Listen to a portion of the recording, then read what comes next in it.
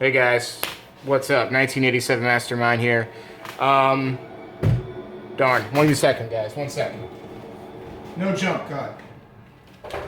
I'm not that fancy, but all right. I just completed. Game's kind of old.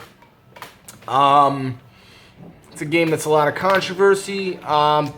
Basically because of its length and the amount of cutscenes that people claim and their quick time events. So, yeah, I just got finished completing, without further ado, and not such a crazy thing, The Order 1886 for the PS4. PS4 exclusive, PlayStation 4 exclusive. Everybody panned the game. Not a complete game, 6-7 hour game. The game now is like $18. It's October. But the game got panned because, 6 hours long, a bunch of cutscenes they claim, and quick time events, QTEs. I gotta disagree with that. Now, for the value of $60, it's not worth it. That's bad. The game wasn't complete. A 5-6 hour game, charging $60 for it. I don't know how they were able to charge $60 for that kind of thing. But for $20, the game is worth it. I suggest you get this game. The gunplay is a lot of fun. The weapons are a lot of fun to use. It's basically like a third-person Gears of War type cover shooter. It's a lot of fun. And I think I totally disagree with everyone. I think that the quick time events really add tension to the game and to the story because they put it at the right spot. So I think a lot of games have quick times. I didn't think it had that many quick time events. It had a lot of, and also as far as the cutscenes, there were not that many cutscenes in the game at all. It was mostly gameplay. I don't know what people are talking about. I don't know. Maybe they, changed it or something like that. But there's a lot less cutscenes.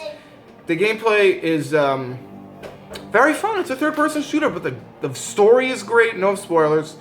I don't know. I don't feel like spoiling the game because I feel like you should go out there and play it. The gameplay is fun. Everything about it is fun. But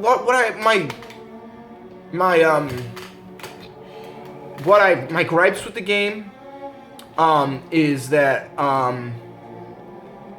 that one part of the game where they make you do stealth, which is a real pain. There's one chapter where they force you to do stuff. You're in this garden, and for like 10 minutes.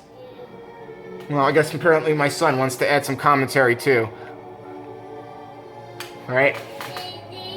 I guess my son wants to add commentary, which is fine. He wants to be a gamer also. But anyways, yeah, so everything about the game is a lot of fun, and this is the game, especially with what happened at the end of the game. The game is just not finished. It just feels like, what? They didn't tie loose ends. They didn't tell you what happens with them in the council. Just basically, don't say what happened.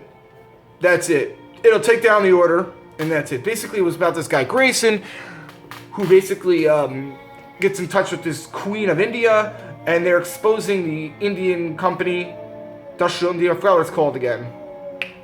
And basically, there's the story of lichens and all that kind of stuff, and basically there's a traitor within the order, and you get thrown in jail, and then you have to fight him, and basically you kill him. No one's supposed to know, and it's supposed to be It's supposed so this way the order doesn't get destroyed, and he does. And obviously he kills him, and I don't know what happens. But this screams a sequel.